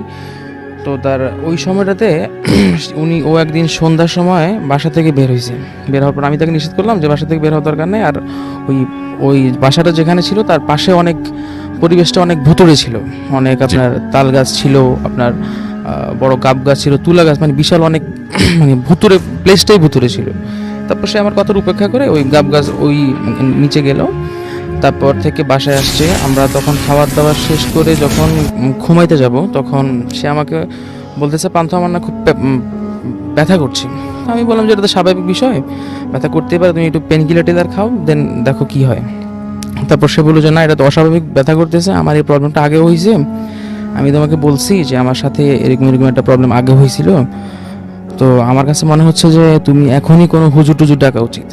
তা আমি এই বিষয়টা ওভাবে বিলিভ করতাম না। তারপর আমি ওকে বললাম যে না, তুমি নর্মালি তুমি পেন কিলার খেয়ে ঘুমাও, তুমি ঠিক হয়ে যাবে। তো পেন কিলার তাকে খাওয়ানোর পরে সে শুয়েছিল। আমি ঠিক তার পাশে বসা ছিলাম। বসে থাকার পর হঠাৎ করে দেখলাম কি 1-1.5 ঘন্টা পার হয়ে গেল, আমি বসাই ছিলাম। তো সে শুয়েছিল, আমার দিকে তাকাইয়ে শুয়েছিল আর কি। আমি বসা ছিলাম যেহেতু, হুট করে দেখলাম সে মানে চোখটা এমনভাবে খুলছে যে একটা স্বাভাবিক মানুষ দেখলে ভয় পাবে। তো খোলার পরে সে তার আচরণটা একটু মানে উইয়ার্ড আচরণ করা শুরু করলো। আমাকে বলতেছে যে আমি যদি এখন তোমাকে খুন করে ফেলি, তুমি এখন কি করবা? তা আমি বললাম যে তুমি আসলে এরকম কথা বললো না, আমার এমনিতে খুব ভয় লাগে, আমি এমনিতে এসব ভূতের খুব ভয় পাই। সে বললো যে আমি তোর সাথে আমার তখন মানে তার ভয়েসটা ফুল চেঞ্জ, ইভেন তার অ্যাটিটিউডও চেঞ্জ। সে আমাকে তুই তে করে বলা শুরু করছে যে আমি তোকে যদি এখন মেরে ফেলি তুই কী করবি? তা আমি বললাম যে দেখো, ফাইজলামি করো না, আমার এমনিতে অনেক ভয় লাগছে, তুমি এসব বাদ দাও। সে বলতেছে ঠিক আছে, আমি তো ফাইজলামি করতেছি। তারপর আমার বাসার পাশেই একটা আপনার লাঠি ছিল, সে লাঠি নিয়ে আমাকে মারার জন্য মানে তাড়াই আসছে। আমি নিজেকে মানে বাঁচানোর জন্য বাসা থেকে সঙ্গে সঙ্গে বের হয়ে তারপরে পাশের আরেক ভাই ছিল, ওনাকে নক করলাম, উনি আসলো। আসার পর আমি ওনাকে ব্যাপারটা জানাইলাম। তো উনি বললো যে দেখো, আজ রাতটা দেখো, হয়তো বা কাল সকালে ঠিক হয়ে যেতে পারে। তারপর আমিও ভয়ে ওই রুমে মানে কাছে যাওয়ার সেই নাই, সাহস ছিল না। তারপর আমি বাহিরে অনেকক্ষণ ওয়েট করলাম ওই ভাইয়া সহ। তারপর ও যখন ভাইয়া একটা পেন কিলার দিল, ওই পেন কিলারটা খেয়ে সে মোটামুটি দেখছে তার। আপনার সমস্যাটা কি হয়েছিল, মানে প্যারানর্মাল কেন মনে হলো আপনার কাছে পুরো ব্যাপারটা? হ্যাঁ, বিষয়টা আমি যদি ডিটেলস না বলে তাহলে বুঝবেন না, সেজন্য ভেঙে বলছি আর কি। তারপর ওই দিন রাতের মতো রাতটা সলভ হয়ে গেল। তো আমি নেক্সট রাত আমি কি করব, আমি তো অনেক ভয় পাচ্ছি। আর তাছাড়া সেও আমাকে বলে ফেলছে অলরেডি যে আমার এরকম ভৌতিক প্রবলেম, এটা আসলে আমার ভৌতিক সমস্যাটা, আমার ওই সমস্যাটা আবার নতুন করে হয়েছে। তারপর আমি অনেক ভয় পাওয়ার কারণে আমি আমার সাথে আমার ফ্রেন্ডে রাখলাম যে তুমি আজকে রাতে আমার সাথে থাকো, দেখি আজকে রাতে কী হয়। যদি আজকে রাতে এমন কিছু হয় তাহলে পরদিন আমি তাকে ভালো কোনো কবিরাজ বা হুজুর কাছে নিয়ে যাব। তো পরদিন রাত্রে ঘটনাটা আরও মানে বিশাল আকার ধারণ করে। পরদিন রাতে কি হয় সে প্রথমে ওই অ্যাজ ইউজুয়াল আপনার একটা বলতে ভুলে গেছি, একটা নির্দিষ্ট টাইম থাকে 11:45 মধ্যে তার এইসব মানে ঝামেলা শুরু হয়ে যায়, মানে তার উইয়ার্ড আচরণগুলো শুরু হয়ে যায়। তারপর 11:45 যখন বেজে গেছে ওই দিন প্রতিদিনের মতো খাওয়া দাওয়া শেষ করে শুয়ে পড়লাম আমি আর আমার ফ্রেন্ড বসেছিলাম, ও শুয়েছিল। হুট করে সেই 11:45 মধ্যে সে ঘুম থেকে উঠে গেছে, উঠে গিয়ে তার চোখ মুখ পুরো লাল হয়ে গেছে। আগের দিনের চেয়ে ওই পরের দিন সে বেশি মানে ভয়ানক হয়ে গেছে আর কি। সে আমাকে মারার জন্য সে শুধু মানে তার ফোকাস শুধু আমি, সে আমাকেই মারবে শুধু, আর আমার ফ্রেন্ডে কিছুই করবে না। আমার ফ্রেন্ড তাকে অনেক জোরে ধরে ফেলছে, ধরার পরে তার ভয়েসটা ফুল ছেলে ভয়েস হয়ে গেছে। তারপর তার ওই যে কেনে আঙুল ধরলো, ধরার পর আমার ফ্রেন্ড আবার একটু হুজুর টুজুর টাইপের কিছু সেই মন্ত্রতন্ত্র জানে, তো সে যখন মন্ত্র পড়া শুরু করলো তখন আরও অনেক সব লোক জড়ো হয়ে গেছে। হওয়ার পরে ও বললো যে আমি পান্থকেই মেরে ফেলবো, পান্থকে খুন করব। সে আমার কাছ থেকে ওকে তাসকিয়াকে মানে ছিনিয়ে নিচ্ছে, আমি পান্থকে বাঁচতে দিব না, আমি তাকেই মেরে ফেলবো। এরকম অনেক কিছু করার পরে তারপর আমি আমাদের যারা রিলেটিভ যারা ছিল তারা কবিরাজ টবিরাজ নিয়ে আসলো। তো কবিরাজ টবিরাজ তারা দেখে বললো যে না, এই প্রবলেমটা কোনোভাবেই সলভ করা সম্ভব না। তারপরে একজন ভালো দক্ষ কবিরাজ ছিল আমার এলাকার, তো ওই কবিরাজটা হিন্দু ছিল আর কি। তো উনি যখন দেখলো, উনি দেখার পরে ওই ওর সাথে যখন আবার আসছে জিনিসটা, তখন ওর সাথে কথা বলা শুরু করলো যে তোমার প্রবলেম কি, তুমি কোত্থেকে আসছো। তো সে তখন বলল যে সে নাকি কোনো একটা রোজার ঈদে আমার ওয়াইফ যখন চুল ছেড়ে দিয়ে রাত্রে কোথাও যাচ্ছিল তখন নাকি তাকে ভাল লাগছে বিধায় সে তার সাথে হয়েছে। এখন অনেক বছর সে তাকে পায় নাই আর। এখন সে যখন ওই পিরিয়ডের সময় আপনারা এটা দূর করলেন কিভাবে? আচ্ছা আমি দূর করলাম কিভাবে, এটা ওই বাসাটা যখন ছেড়ে দিলাম, মানে মূলত ব্যাপারটা ছিল যে ওই তালগাছগুলোতেই তাদের বাসা ছিল আর কি। তালগাছগুলোতে তাদের বাসাটা ছিল। তো আমি যখন বাসাটা চেঞ্জ করে ফেললাম, বাসা চেঞ্জ করে আমরা অন্য বাসা থাকা শুরু করলাম, তারপর থেকে তার এটা মানে প্রবলেমটা আস্তে আস্তে সলভ হয়ে গেছে, বাট পার্মানেন্টলি এখনো সলভ হয় নাই। Thank you so much. আমরা চলে যাব আমাদের পরবর্তী অতিথির কাছে। আপনার নামটা প্লিজ একটু বলবেন, আপনি কোথা থেকে এসেছেন সেটা বলবেন, তারপরে আপনার ঘটনায় যাব।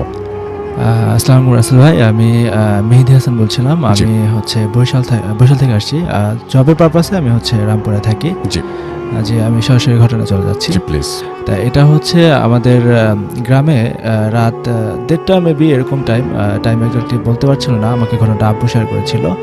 আমার একটা আঙ্কেল ছিল পাশের বাড়ির, তো ওনার হচ্ছে বাসায় ঢুকতে হবে রাতের বেলা। তো আমাদের মেইন রোডটা, যেই রোডটা ছিল ওই রোডের হচ্ছে সামনে একটু চিপা রাস্তা, তারপর তাদের বাসা। তো আমার আঙ্কেল চিন্তা করলো কি যে এখান দিয়ে তাদের বাসা যাবে, তো সে দেখলো কি তার ডান পাশে যেখান দিয়ে ঢুকবে একটু সামনেই ডান পাশে একটা বুড়ি বসে আছে। বুড়ি হচ্ছে তার গেটাপের কারণে চুলগুলো সাদা ছিল, বসে আছে। চাঁদনি রাতে তো বোঝা যাচ্ছে যে এটা কোনো বুড়ি মহিলাই হবে। তো সে তাকে হচ্ছে দেখে একটু ঘাবড়ে গেল যে এটা কি আসলে রাতের বেলা। তো সে চিন্তা করলো যে আমি এখন কি করব, এটা তো হরর টাইপের, ওই প্যারানর্মাল টাইপের কিছু একটা হবে। তো সে চিন্তা করলো যে আমি কি দৌড়ে তার সামনে দিয়ে ওভারটেক করব নাকি পিছনে চলে যাব। তো রাসেল ভাই, আপনি জানবেন যে আমাদের গ্রামে বা আমরা যারা গ্রামে থাকি তারা ভাবি যে পিছনে গেলে ওরা হয়তো অ্যাটাক করবে আর কি, এরকম কিছু একটা। তো আমরা সাহস করে হয়তো সামনে দিয়ে যাওয়ার চেষ্টা করি। তো উনি সেম ওই কাজটাই করলো। উনি হচ্ছে ওনার সামনে দিয়ে দৌড়ে যাবে এরকম ভাবলো। তো চিন্তা ভাবনা করে সে এক দৌড় দিল, দৌড় দিয়ে সে চলে গেল তার বাসায় গিয়ে দরজা নক করলো। ছোটো বোন ছিল তার বাসায়, ছোটো বোনকে দরজা নক করে বলতেছে তাড়াতাড়ি দরজা খুন। তো উনি তখন এবার চিন্তা করলো যে তাহলে আমি যখন চলেই আসলাম তো বুড়িটা কোথায় একটু দেখি আমি। তো উনি কী করলো, আপনার পিছনে একবার তাকালো, দেখলো যে বুড়িটা ওনার পিছনে দাঁড়ায় আছে। তো উনি দেখা টোটালি সাথে সাথে সেন্সলেস হয়ে গেল চিৎকার দিয়ে। তো তারপর তো বোন আসলো, দরজা খুললো, ভাইয়া চিৎকার শুনে তো তাকে ঘরে নিল। তার 2 দিন জ্বর ছিল, প্রচণ্ড জ্বর। তো জ্বরের পরে সে 2 দিন পরে রাসেল ভাই সে মারা গেছে।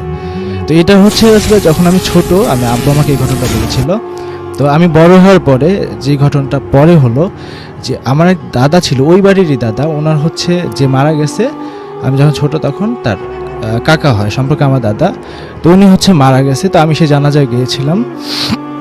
জানাজাটা মারা যাওয়ার পরে তার কবরটা দিয়েছিল রাসেল ভাই যে মেইন রোডটা, ওই রোডের কর্নারটাতেই। হ্যাঁ, তো উনি হচ্ছে মারা যাওয়ার পরে কবরটা জানাজা শেষ, তার 2 দিন পরে দেখা গেল কি যেইখানে কবরটা দেওয়া হয়েছে ওই রাস্তাটা হচ্ছে আপনার ভেঙে যায়।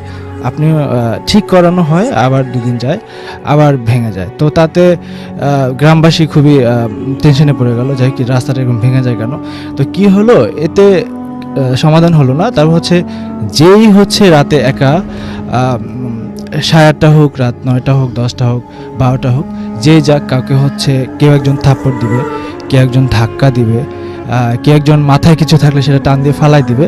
তো যাই হোক, এরকম করতে করতে এখন আর কেউ একা যেতে পারছে না ওই রাস্তা দিয়ে। আমার একটা মানে হরর রাস্তা হয়ে গেছে রাসেল ভাই। তো যাই হোক, তো এরকম হচ্ছে যে সবাই 2-3 জন একসাথে যাবে, 1-2 জন যাবে না। তো যেটা মারাত্মক হয়েছিল, আমার কাকা তারা 5-7 জন হচ্ছিল ওই রাস্তা দিয়ে আসতেছিল। তো আমার কাকা ছিল মাঝখানে, সবার মাঝখানে, তারও শরীর টরীর স্বাস্থ্য অনেক ভালো। তো তাকে তার কাছে মনে হলো কি উপর থেকে কেউ তাকে ধাক্কা দিয়ে কি মাটিতে বসাই দিয়েছে।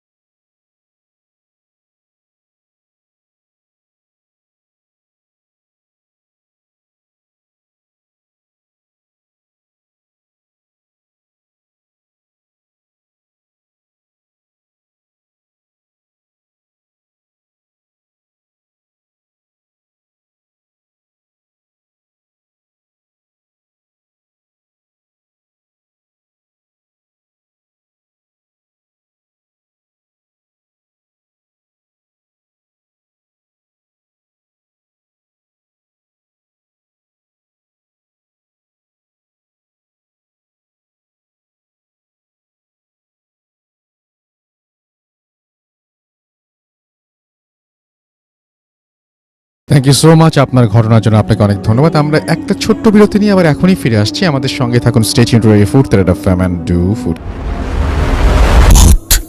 FM.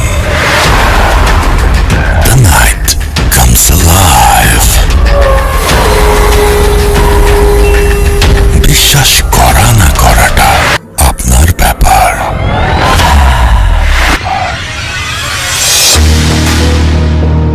ইয়েস, বিশ্বাস করা বা না করাটা কমপ্লিটলি আপনার ব্যাপার। You are listening to radio ফুড রেড এফএম। আমি রাসেল আছি সাথে, ঘড়িতে সময় রাত 1:31। আমি বলেছিলাম কিছুক্ষণের জন্য আমাদেরকে যারা দেশের বাইরে রয়েছেন তাদেরকে একটু সুযোগ দেওয়ার জন্য, এবং আপনারা দিয়েছেন। Thank you very much. Shaon Shamim Malaysia থেকে আছেন এবং তিনি বলছেন যে রাত 3টা বাজে, বাট লাইভ শোনার মজা নেওয়ার জন্য আছি। আমি জানি যে আপনারা যারা দেশের বাইরে থাকেন তারা অনেক কাজ করেন এবং অনেক ব্যস্ত একটা সময় চায়। তারপরেও এই যে রাত জেগে যে কাজ করছেন, এবং ম্যাক্সিমাম জায়গাতেই শুক্রবার ছুটির দিন না, সো আপনাদের অফিস থাকে সব কিছুই, তারপরেও যে এত কষ্ট করে করছেন, তারপরে যদিও ফ্রাইডে নাইট, তারপরেও আমি বলবো যে থ্যাংক ইউ ভেরি মাচ। আমরা খুবই মানে মানে আপনাদের এই ব্যাপারটায় আমরা খুবই আপনাদের কাছে অনেক বেশি ঋণী যে আপনারা সবসময় আমাদেরকে এভাবে সময় দেন। এবং তিনি বলছেন যে ভূত এফএমের যেন কোনো এপিসোড মিস না হয়, সেই জন্য প্রথম থেকে তিনি এই ঘটনাগুলো শোনেন। Thank you so much Shaon Shamim, আপনাকে অনেক ধন্যবাদ। এবং যখন দেশে আসবেন তখন অবশ্যই আমাদেরকে জানাবেন। আবরার ফাহিম খান ইরাম আমাদের সাথে আছেন এবং তিনি নিউ ইয়র্ক ইউনাইটেড স্টেটস থেকে শুনছেন। And thank you so much আমাদের সঙ্গে থাকার জন্য। এখন মনে হয় নামাজের পরের সময়টা, রাইট? সো এখন তো আপনাদের লাঞ্চের টাইম, এই মুহূর্তে আমাদেরকে শুনছেন। থ্যাংক ইউ সো মাচ এবং আশা করছি ভালো লাগছে। যদিও চারিদিকে দিনের আলো, তবে দুপুরবেলাটা কিন্তু খুব অদ্ভুত একটা সময়। আমি সবসময় বলি যে গভীর রাত যেরকম ভয়ঙ্কর সময়, দুপুরবেলাটাও বেশ ভয়ের কিন্তু। ফয়সাল আহমেদ আমাদের সাথে আছেন এবং তিনি কাতার থেকে শুনছেন এবং তিনি বলছেন যে অনেক লোক একসাথে বসে শুনছে। Thank you so much. আশা করছি আপনাদের ভালো লাগছে এবং সবসময় আপনারা ভালোর দলে আছেন। আমাদের সঙ্গে আছেন দেখতে পাচ্ছি, হ্যালো রাসেল ভাই, আমি Sabbir Ahmed from Murshidabad, West Bengal, India. I am with ভূত এফ এম সিন্স 2000। আচ্ছা, তিনি বলছেন যে তিনি 2013 থেকে তিনি ভূত এফ এম আছেন এবং তিনি আছেন আই লাভ ভূত এফ এম এবং আমাদের সবাইকে তিনি অনেক পছন্দ করেন, সেটা তিনি জানিয়েছেন। Thank you very much. Nupur Bhattacharya আমাদেরকে জানিয়েছেন, হ্যাঁ রাসেল ভাই, অ্যাপ দিয়ে শুনছি এবং তিনি এখন অফিসে বসে আছেন, সেখান থেকে শুনছেন। এবং আমাদের সাথে আছেন দেখতে পাচ্ছি ইমরান এবং তিনি দুবাই থেকে আমাদের সাথে আছেন এবং আমাদের সাথে আছেন দেখতে পাচ্ছি আমাদের সাথে আছেন এই মুহূর্তে। I have been listening to the FM since the first ever episode. Now I M staying in Malaysia. I miss আচ্ছা, বহুত স্ট্রিমকে তিনি অনেক মিস করেন এবং তিনি বলছেন যে তারা হয়তো আবার ব্যাক করবে এবং তাদেরকে আবারও যেন কোনো এপিসোডে ফিরিয়ে নিয়ে আসা হয়। এবং এছাড়াও দেখতে পাচ্ছি যে আমাদের সঙ্গে আছেন চায়না থেকে, খুব চমৎকারভাবে লিখেছেন, হে রাসেল ভাই, I am listening Bhoot FM এবং অ্যাপ দিয়ে তিনি শুনছেন। It's very cool and scary feeling right now. I am in China এবং তিনি চায়নার ইউনান মনে হয় এটা হবে, সেখানে আছেন এবং সেখান থেকে তিনি শুনছেন। আর কাতার থেকে শুনছেন আমাদের সাথে ইমন হুসাইন এবং তিনি আমাদের সাথে আছেন, ভালো লাগছে। আনোয়ার হোসেন মল্লিক আমাদের সাথে আছেন ওমান থেকে। Thank you so much. কিছুক্ষণ চলুক আরও এরকম, আমরা চলে যাচ্ছি আমাদের বড় একটু আগে যিনি ঘটনা বলেন তার কাছে। ছোট্ট একটা ঘটনা আছে তার, সেটা শেয়ার করবেন তিনি। চলুন শুনে আসি। আপনার নামটা প্লিজ একটু বলবেন, কোথা থেকে এসেছেন, তারপর আপনার ঘটনায় যাব। জি, আসসালামু আলাইকুম রাসেল ভাই, আমি বরিশাল থেকে এসেছি। আমার নাম মেহেদি হাসান। জি। এখন যেটা শেয়ার করবো সেটা হচ্ছে আমার আব্বু আম্মু শুনছে, তাদের একটা ঘটনা, তারা আমাকে বলেছে যেটা আমি সেভাবে বলছি।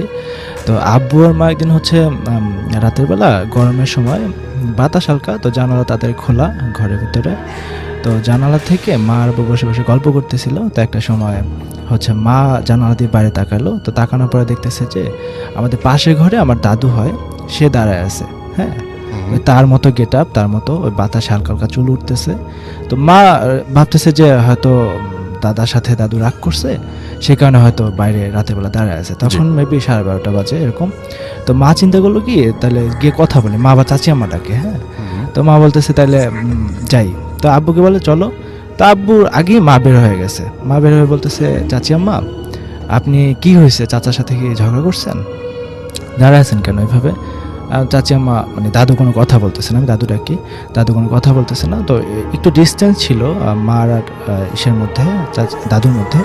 তো ওই কাছে যাবে এমন অবস্থা। তো ওই দাদু নর্মালি কথা বলতেছে না, দাঁড়ায় আছে, তার ওই চুলগুলো বাতাসে উঠতেছে। ওই একটা পেয়ারা গাছ ছিল, ওটার সাথে হাত ধরে দাঁড়ায় আছে। তো এর মধ্যে কী করলো, মা কাছাকাছি চলে যাবে, এই মুহূর্তে পিছন দিয়ে হচ্ছে আব্বু মাকে ধরে ফেলছে। না, আব্বু মাকে ধরে বলতেছে তুমি কই যাইতেছে? বলে দেখো না চাচি আম্মা চাচার সাথে ঝগড়া করছে, এখন রাগ করে দাঁড়ায় আছে। বলে চাচা চাচির ব্যাপার, সেটা তুমি বাদ দাও, তুমি ঘরে চলো। তো মা কিনে নর্মালি আব্বু ঘরে আসলো। তা এখন আসার পরে বলতেছে যে তুমি যে দেখতে চাইলা গেলা, ওইটা কোন চাচি আম্মা? তুমি একটু দুষ্টামি করে ফানি করে বলছে, একটু জামা দিয়ে আবার দেখো তো চাচি আম্মা কি করে। তো তখন মা বুঝতে পারছে যে আসলে এটা তাহলে ওই রকম খারাপ কিছু একটা। তো মা আর ভয়ে তাকাবে না, কিন্তু মার ভিতরে কিউরিওসিটি জাগলো যে আসলে তাহলে চাচি আম্মা না আব্বু মজাও করতে পারে। তো আব্বু ঘুমায় পড়ছে, মা আর ঘুমায় নেয়, জানালা আটকাই দিয়েছে ভয়ে মা তখন। তো মা আর ঘুমায় নেয়। তো ফজরে আজানের পরে মা হচ্ছে আগে দাদুর কাছে যাবে, গিয়ে জিজ্ঞেস করবে যে চাচি আম্মা আপনাকে ডাকছি, আপনি যাই হোক। তো সকালবেলা হচ্ছে গেল, জিজ্ঞেস করলো যে চাচি আম্মা আপনাকে যে ডাকলাম রাতে, আপনি চাচা মায়ের সাথে কি ঝগড়া করছেন নাকি? তো মা দাদু বললো যেটা যে আমি তো আমার নাম ঝুমুর। তো বললো যে ঝুমুর তুই যে আমাকে ডাকছোস সেটা আমি শুনছি, তোরে যে আমি রিপ্লে করবো যে ঝুমুর আমি শুয়ে আছি বা ঘুমায় আছি, আমার আসলে ওই শক্তিটা ছিল না তখন। তো যাই হোক, তো আমার সকালবেলা ঘটনাটা আব্বু আমার কাছে বলতেছে, ছোটো বোনরা ছিল সাথে। তো আমি যে আব্বুকে জিজ্ঞেস করলাম যে তাহলে আব্বু আপনি কীভাবে বুঝলেন যে ওটা কে ছিল, দাদু ছিল না অন্য কিছু? তো তার রূপ ধরে দাঁড়ায় আছে। তো আব্বু বললো যে তোর মা যখন কাছে যাবে তখন আমার চোখটা হচ্ছে ওর চোখের মধ্যে গেছে, আমি দেখলাম চোখটা জ্বলতেছে, মানে লাল একটা শেপ, বোঝা যাচ্ছে চোখ লাল। তো আমি বুঝলাম যে এটা তোর দাদু না, এটা হচ্ছে অন্য কিছু, তার রূপ ধরে দাঁড়ায় আছে। তো আমি আব্বুকে জিজ্ঞেস করলাম যে যদি মা যাইতো, ধরতো, ছুঁইতো, তাহলে কি অবস্থা হইতো। জি। তো আব্বু বললো যে নর্মালি কি হয় এই জিনিস, আব্বু বিষয়গুলো বোঝে, যে বললো যে হয়তো বাতাস হয়ে যেত, তোর মায়ের ভিতরে ঢুকতো, তারপর হয়তো হুজুর এনে তোর মাকে ঠিক করানো লাগতো। থ্যাংক ইউ রাসেল ভাই, এটা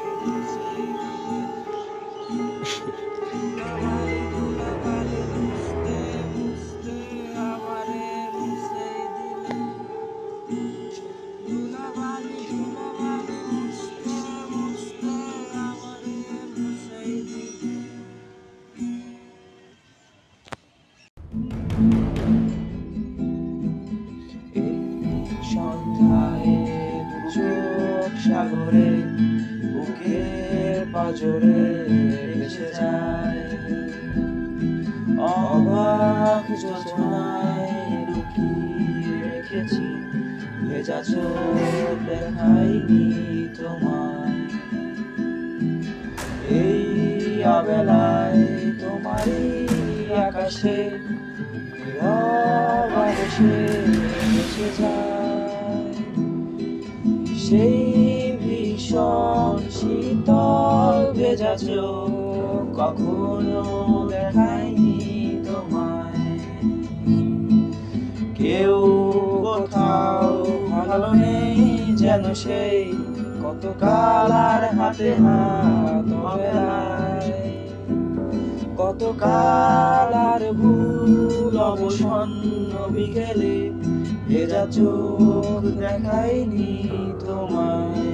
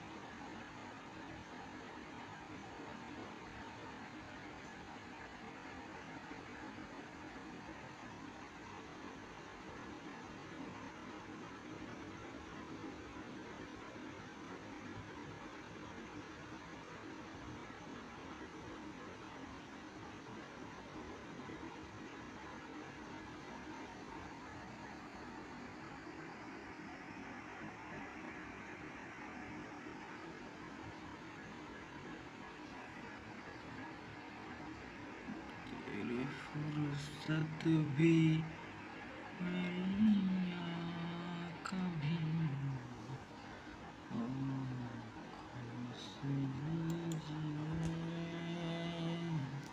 तेरी फुर्सत भी मेरी कभी आँखों से लीजिए आज की रात मज़ा उसका आँखों से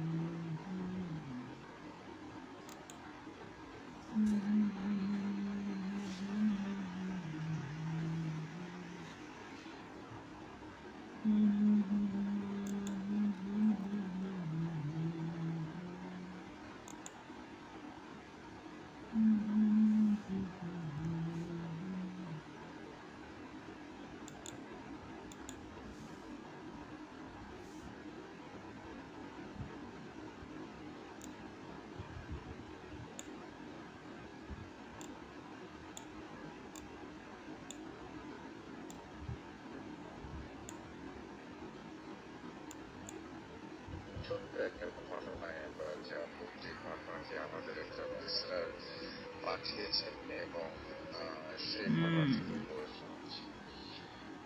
ডিয়ার রাসেল ভাই,